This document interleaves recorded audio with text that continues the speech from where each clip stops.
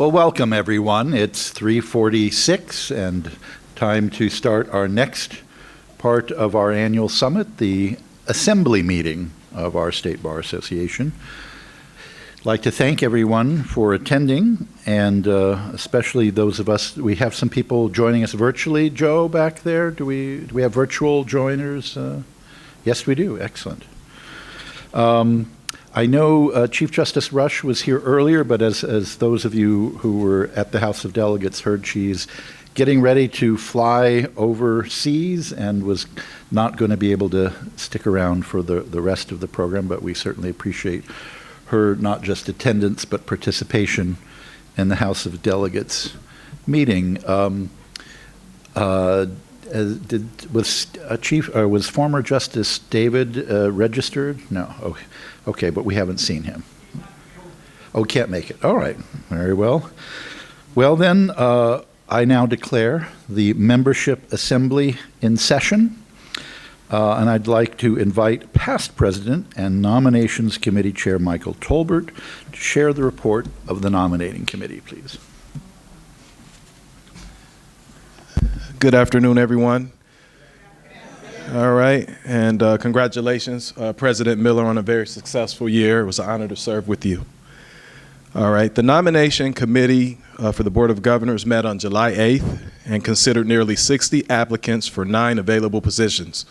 Our goal was to select candidates that we felt created the most representative body of the ISBA membership. Pursuant to the provisions of the Indiana State Bar Association's bylaws, notice was given to all members of the association that the nominating committee nominates the following candidates, and I'll read them individually. My brother from another, Michael Jositis, Crown Point, for the office of Vice President. Congratulations, Michael. Barbara Stooksbury, Chesterton, for the 2nd District. You can clap. This is a momentous occasion. Joe Folenkamp from South Bend for the 3rd District. Julia Gazicki, Noblesville for the 6th District. Ann McFadden, Bloomington for the 7th District. Ray Dudlow, Evansville for the 8th District. Derek Wilson, New Albany for the 9th District. Jimmy McMillan, Indianapolis for the 11th District. And the Honorable Judge Michael Whitty, Nevaeh for at-large. I move that a unanimous ballot be cast for these candidates. Okay, thank you, Michael. We've had a motion for a unanimous ballot. Is there a second for that motion? I see lots of seconds, thank you. And now I'll call for the vote. All in favor, please signify by saying aye. Aye. Any opposed, same sign.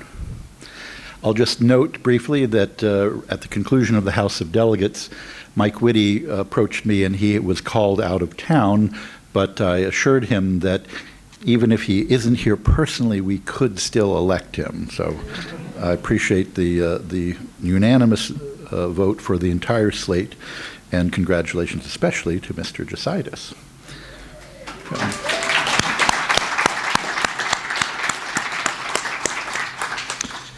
So I do want to welcome our new board members, and many of them were able to join us yesterday for my final Board of Governors meeting as president. And so I was appreciative of your taking the time to get a head start on the work of the Board of Governors.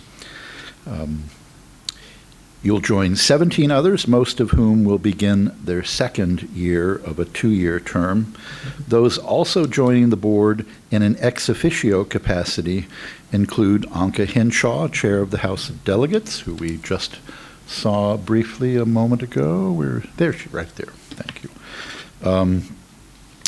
Seamus Boyce, just elected as chair-elect of the House of Delegates. Seamus, where did you go? All right. Brandon Tate of Indianapolis will be the chair of the Young Lawyers section. And then Adrienne Rhines-Hammond Marion is the YLS Observer. If anyone is interested in serving on the Board of Governors in the future, I encourage you to reach out to our Executive Director, Joe Skeel. I would now like to recognize past presidents who are joining us for the Assembly meeting to stand and be recognized when I call your name, and I ask that you hold your applause until they've all been called on. First, Spence Walton. Spence, well, I know he was here. I saw him earlier. Todd Spurgeon, Joe O'Connor, Leslie Hinderzaw, I think she had sent her regrets recently, Michael Tolbert, Andy Metzel, Mitch Heppenheimer. Where did Mitch go? He was upstairs a bit ago. Jim Riley, Doug Church, Bill Jonas, didn't see Bill. There he is. And Dan Vinovich. Now, I'm reading from a script that was prepared before today. It's possible I've missed some, and it's not intentional.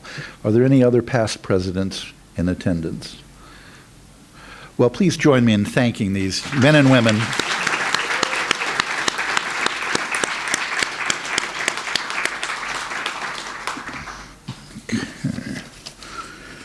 Right. Well, as these past presidents know, the work of the ISBA isn't accomplished simply because of the president.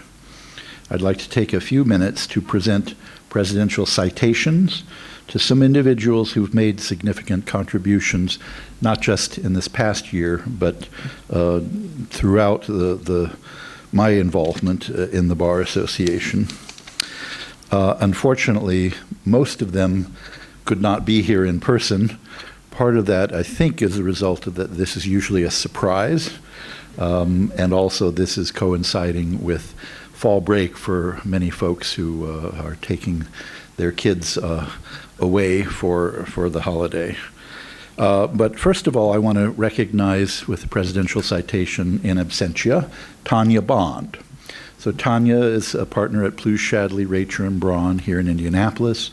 I selected her because she has just concluded her, was it 2 years, Joe, I believe, as our coordinator for the Leadership Development Academy program, and has really done an outstanding job facilitating those programs, serving as a mentor to the folks who are participating in the LDA, which, if you were at the House of Delegates, you heard is such an important part of the work that we do in developing future leaders, not just for this association, but for the communities in which these attorneys are practicing from throughout the state of Indiana. Tanya was also, though, instrumental this past year in helping the bar engage with the ICLEO program, specifically the 25th anniversary celebration. That important organization had a staff member leave, and Tanya stepped in and helped facilitate the organization of the celebration that just occurred a few weeks back at the State House, so that they could bring together all of the, or at least invite all of the ICLEO graduates from the last quarter century. It's been a wonderful program, and it was so important, I think, for the State Bar to have just a piece of that and to join in that celebration. So Tanya is the first of my presidential citation recipients. Next, I selected Steve Badger. Steve is a partner at Barnes & Thornburg. I spoke to Steve earlier today and learned that he's involved so much in firm governance and management, and his firm, as you may know, continues to expand nationally, so he's doing a lot of traveling on the road. His base is still here in Indianapolis. But Steve has played a very important role, not just this past year, but before that, in representing the voice of the practicing lawyer on the civil litigation task force organized by our state Supreme Court. Those of you who were at the House of Delegates a year ago may recall the presentation he led about some of the proposed reforms. And it's a great example of the impact that members of our association can have in participating in the discussion of changes and reforms, and helping us, Steve especially, providing a credible voice in those conversations. But Steve also came to mind as just a stellar volunteer for his previous roles with the Bar Association. He chaired our strategic planning efforts the last time around, not developing the current strategic plan, but before that was involved, and then he served on the search committee that ended up selecting Joe Skeel as our executive director. Andy Metzel remembers that process. Steve Badger was also the chair of our Civil Rights of Children Committee that we had, and then has served more recently on the Ethics Committee. So a wide range of engagement, all as a volunteer, and really an example for all of us on the difference we can make engaging in the programs of our Bar Association. Next, Emily Storm Smith. Emily is on our Board of Governors and was elected by the other district representatives on the board to serve on the executive committee this past year. She also coincidentally had a perfect attendance record at our Board of Governors meetings, which I especially appreciate. She wasn't the only one, but it's good to have at least a few.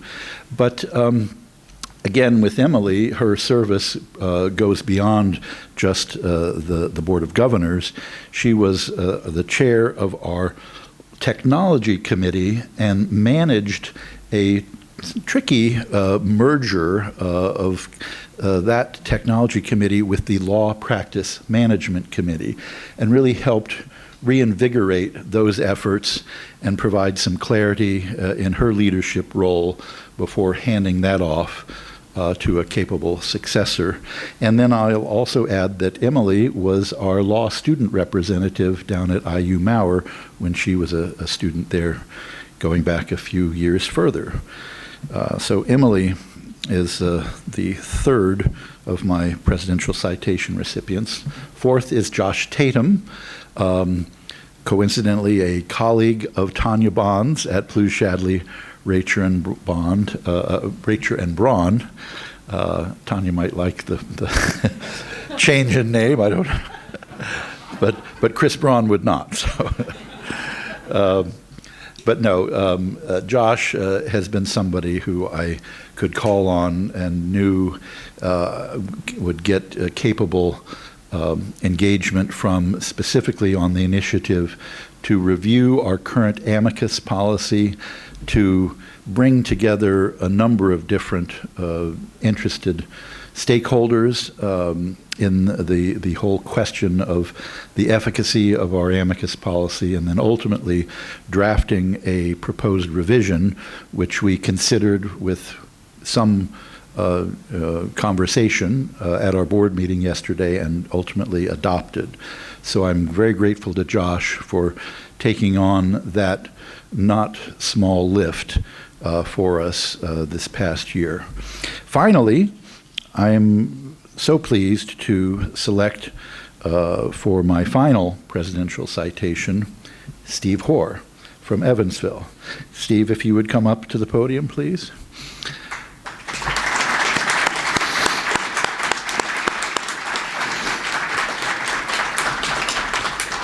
So Steve, as you heard earlier, is our delegate to the ABA and serves very diligently in that capacity.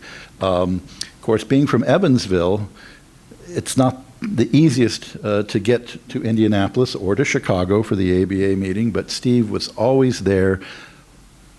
I can't remember a time when I've seen you remotely participate in a meeting, even when it was here in Indianapolis. And just as importantly, Steve has chaired for us our Membership and Membership Benefits Committee this last year, very ably so. This has been, I think, a good example of a great partnership between the lawyer volunteers and the staff. Carissa Long does such a good job in her role as the staff liaison for that committee. And some of you who've been involved in the state bar may know that historically the role of chair of membership and membership benefits was occupied by the vice president of the association. It was deemed a good way to give that person who was coming into senior leadership exposure to the broader range of some of the issues that the association is engaged with, certainly and more intimate understanding of some of the non-dues revenue streams, but overall the benefits. And we made a decision a year ago to tweak that model and to have and Steve has been a member of that committee for some time, and to go ahead and move him into the position of chair. The vice president still serves as the vice chair of that committee, and still gets full immersion into the activities. But we have a veteran of the committee leading it now, and Steve has done an excellent job. And I think the work that he's done, and hopefully will continue to do, will be bearing fruit for a long time for our association. So, Steve, I want to present to you this presidential citation with my and the bar's gratitude. Thank you.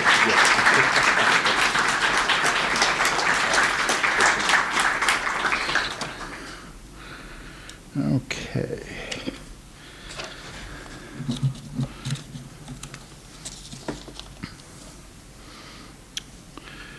All right, now I'd like to invite Amy Noe Dudas to the platform. So I can't remember when I first met Amy, but it might have been through the Bar Foundation, or even when I was on the Board of Governors on an earlier stint, and you were the treasurer, or she had something to do with the purse strings for the State Bar Association. And just right off the bat, impressed everyone who dealt with her diligence and her good humor and commitment to the bar. I know she very ably led the Bar Foundation Board for, was it a 2-year term or longer? 2 years. 2 years as president of the Bar Foundation term, and brings that great experience. And thankfully, you all had the good sense to elect her vice president 2 years ago, and so she's been back on the Board of Governors, first as vice president, then as president-elect. But now, Amy, I am very pleased to present you this gavel, which has your name on it, as the gavel of the presidency. Thank you. You're welcome.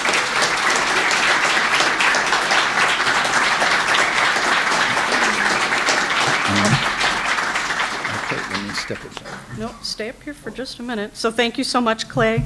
It has been just an honor and a privilege to serve under you, and to see your leadership in such a thoughtful and steady way.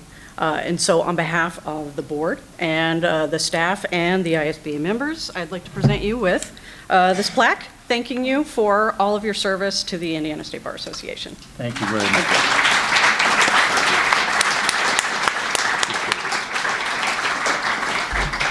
You need your stuff? There you go. All right.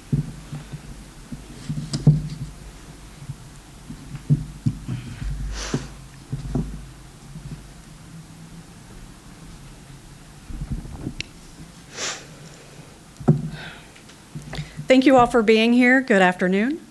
Our annual summit is an exceptional opportunity to cultivate friendships and make new connections.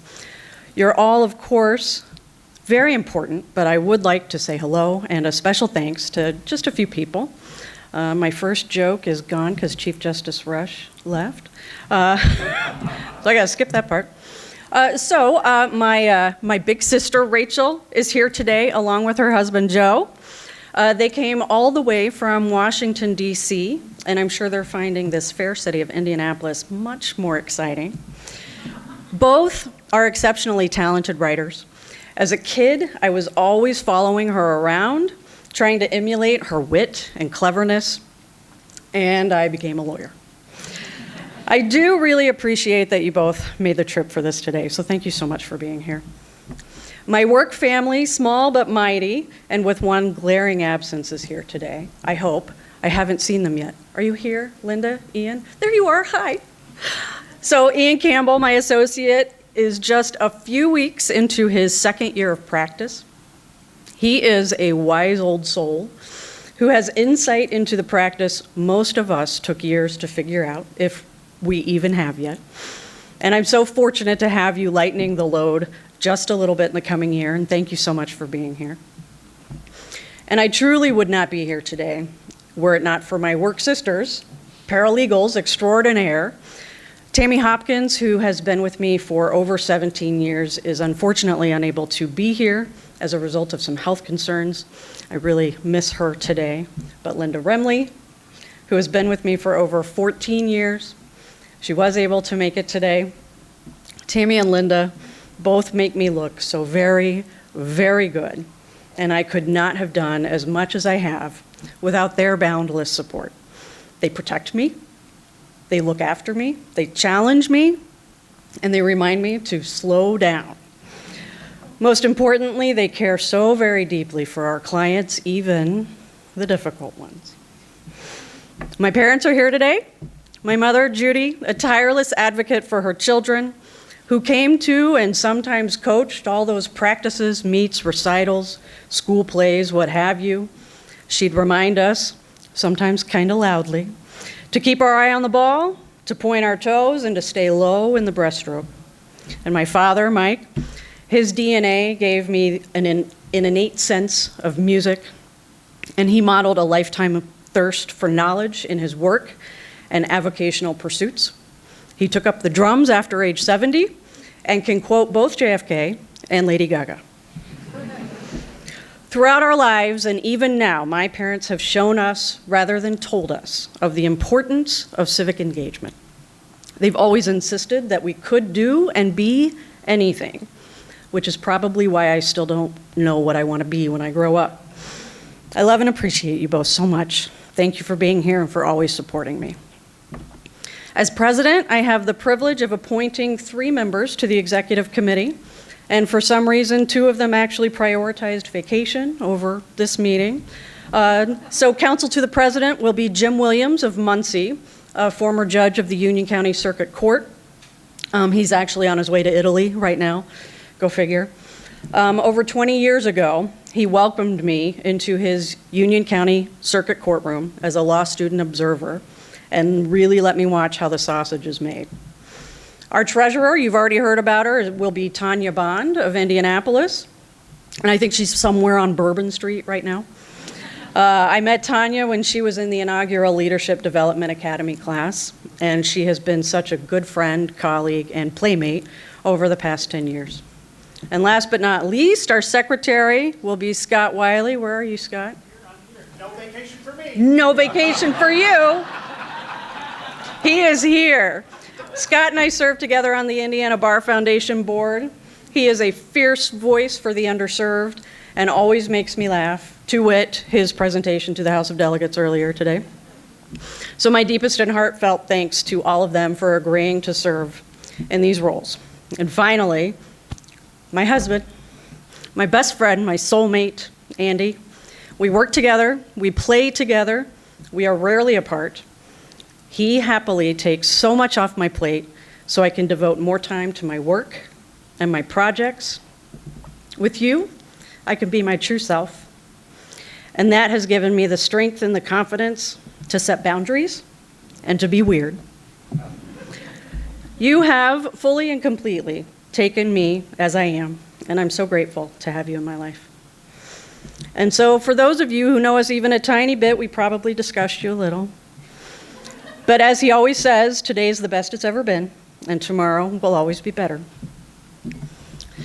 So I was sworn in 22 years ago this Sunday. Back then, those concerned about what we now call the access to justice gap advocated for more pro bono. Some even advocated for mandatory pro bono, which has come to fruition in some states. Now we are seeing calls for a different approach. Some call these efforts innovations, others re-regulation. These experiments include allowing non-lawyers to own interest in law firms. They also include redefining the practice of law such that non-lawyers may perform tasks that only we, as lawyers, are currently allowed to do. Some question whether the LSAT is truly an equitable measure of a person's ability to succeed in law school. Some don't see how the bar exam effectively measures whether a law school graduate has the requisite skill and capacity to practice law. How many of you remember, I don't know, securities from Patty? Good for you. I don't. I squeaked past that one, I tell you. Lawyers, for the most part, are mortified by these efforts because they seem to call into question the most treasured of our values and skills as lawyers: independent judgment, protecting the public, analytical reasoning, and a general understanding of the major areas of law. Many lawyers believe that the restrictions on what we do and who can do it are absolutely key to the obligations with which we are charged. Cultivating knowledge well beyond that which is required to represent our clients, improving the legal system and the quality of legal services, and bolstering the public's confidence in the rule of law. All of you in this room, my colleagues and friends, care deeply about this profession. You consider it not only your identity, but your calling. You seek to preserve the nobility of what we do and who we are, not out of self-interest, but rather out of a love for the rule of law and an overriding obligation to the clients we serve. For that reason, I ask you to spend the coming year with me digging deep into not so much what we do, but who we are that makes us uniquely qualified to serve our communities in the way that we do. What are the qualities and values that make lawyers successful? And I don't mean successful like making partner or retiring to Paris, not like I'm thinking about that at all. I mean successful in terms of doing good quality work, solving problems, being peacemakers. There are, of course, the obvious ones: civility, analytical skills, intelligence, issue spotting, confidentiality, integrity. But what about tact, self-control, emotional intelligence, compassion, prudence, perseverance, self-awareness, resilience, grit, flexibility, curiosity? If non-lawyers own interests in law firms, like they can in Arizona and Utah, how will we be assured that these important traits are applied to their decision-making? Do the programs in Minnesota and Oregon allowing non-lawyers to provide limited legal services like giving advice, drafting documents, and even appearing in court, how do those ensure litigants have representation that is not only competent, but also incorporates the traits that can be just as important to the overall provision of legal services? The cynics who love to make lawyer jokes and accuse us of intentionally and unnecessarily making our world inaccessible say the existing regulations and restrictions serve only to keep our guest list as small as possible, and that way there's more pie for us and less for them. Often these ideas for innovations, re-regulations, or simply change are met with a swift no from lawyers. It's a gut reaction, it's instinctual. But answering the call with "we've never done it that way" isn't necessarily the way to maintain a seat at the table, because these things have happened over these objections. We have to be able to soundly demonstrate how these skills and qualities, the obvious and the not so obvious, are intentionally and importantly a part of our legal education from law school through retirement. If these ideas concern us, we must be prepared to demonstrate exactly how these traits are vital to serving the public and the system of justice. What is it about who we are, not just what we do, such that certain rules and restrictions should be untouchable? At the same time, may we keep our minds open. Consider that maybe, just maybe, there is a new approach that won't diminish our core values, the foundation of our profession. Now, I'm not ready to repeal the rule against fee sharing, and I don't particularly like the idea of non-lawyers providing legal advice or appearing in court. But I also don't want to show up to the party and find out there's no more pie. If we consider how we might reframe what's important in preserving that which is sacred to our profession, there might be a few more forks to go around. So it will be my privilege to serve you and this organization in the coming year. Thank you so much.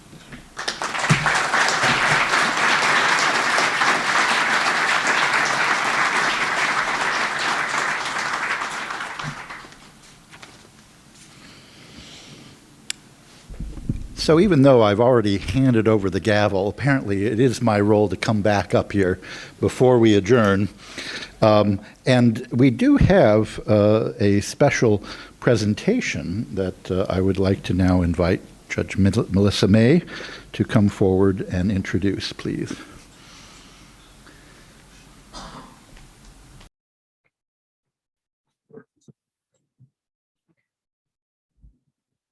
Another microphone thing. Okay. I have been asked to say a few words about your new president, Amy Noe-Dudas. I have been honored to know Amy and her husband, Andy, for a number of years, and I count them as friends. And I promise this is only a few words, as I know the bar is open and people are thirsty, including myself. So behind me is a loop of various words that can be used to describe Amy. And I'd like to touch on just a few of them, plus give you some quotes from people who have had the honor of working with her and serving with her on her many boards and activities that she's been involved in. Amy defines what leadership is. A leader leads by example. She's dependable. When Amy says she'll do something, she does it. She's responsible. Whatever she does, the buck stops with her. She's curious. Questions lead us to research, which leads us to answers. Amy's desire to learn has led her to accomplish many things, one of which is as president of the state bar. She's genuine. No one who has ever met her ever doubts that everything she says and does comes from the heart and is real. Amy epitomizes true empathy in dealing with both clients and others, attorneys, judges, and their many issues. She's fierce. Now, fierceness doesn't necessarily mean combative or difficult to deal with. Being fierce means Amy is dedicated and tireless in pursuing her clients' needs and her many goals. She's tireless. How Amy has accomplished everything she has in her lifetime astounds me. She's tireless in her public service to the bar and her clients. She's loving. Those of you who know Amy have also met and know Andy, her husband. They are the couple that everyone else envies. They truly enjoy each other's company and support each other completely. Their combination allows them to live lives that are fuller than they could have lived by themselves. Similar to what Ruth Bader Ginsburg said about her husband, I had a life partner who thought my work was as important as his. There are other people who have also had things to say about Amy, and I'd like to just read a few of those quotes. Amy has a servant's heart paired with the soul of a lion. Amy maintains a sense of humor. She has an easy and infectious laugh that tends to diffuse tense situations, and I've heard it used many times.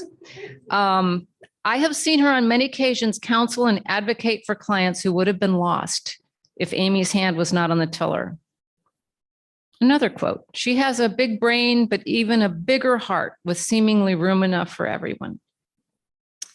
Thank goodness she doesn't shield her talents under bushel baskets, but energetically shares them with so many others. And lastly, Amy cares about our profession, and not just a little bit. And not just when people are watching or it is something that is getting much attention. She cares every day, all day, every way. She's a great friend and a wonderful mentor. So in honor of Amy's presidency, a piece of artwork has been created, which includes the names of many important women in American legal history. And at this point, I'd like to call Amy back up, and we would like to unveil it.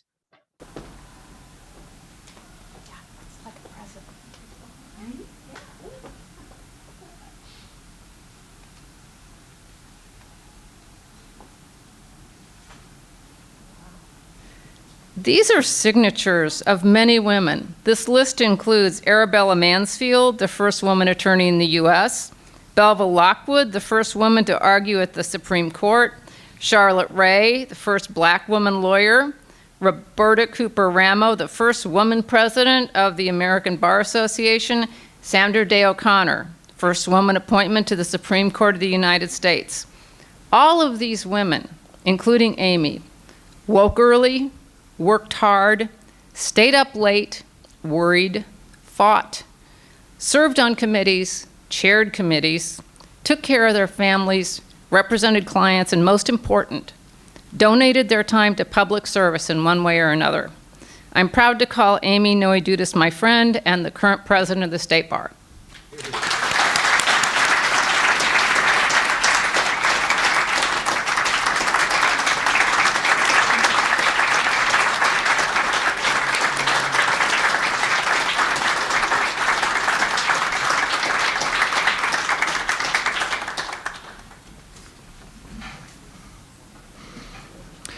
Thank you, Judge May, and thank you to Andy, who I know had an active role in putting together the special presentation. There, right there, of course. Thank you, Andy.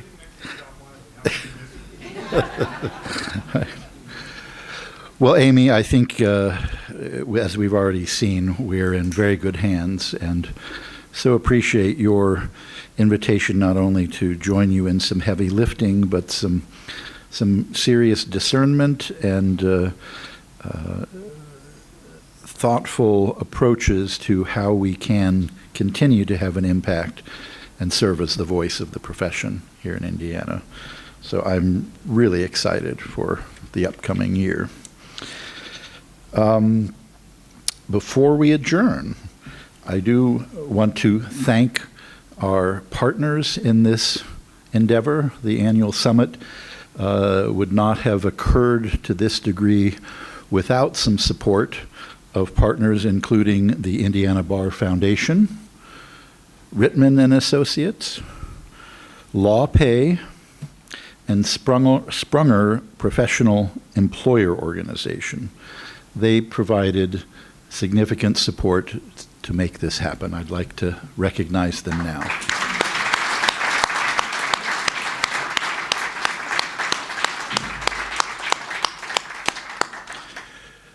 So we're going to now have a reception. Joe, is it upstairs or where? It's upstairs. So I hope you'll all stick around and enjoy a beverage or two and help us celebrate the end of the year. Was there something I missed? You finished early because of your efficient meetings. It's all mingle a little bit down here. You know, we were thinking about having it outside, but the folks who are planning thought ahead that it's lovely right now, but by the time we start, it's going to be in the shade and the temperature is going to have dropped. So we probably won't want to linger outside, but now we can linger outside before we go upstairs to the reception. Thank you all for participating. We are adjourned.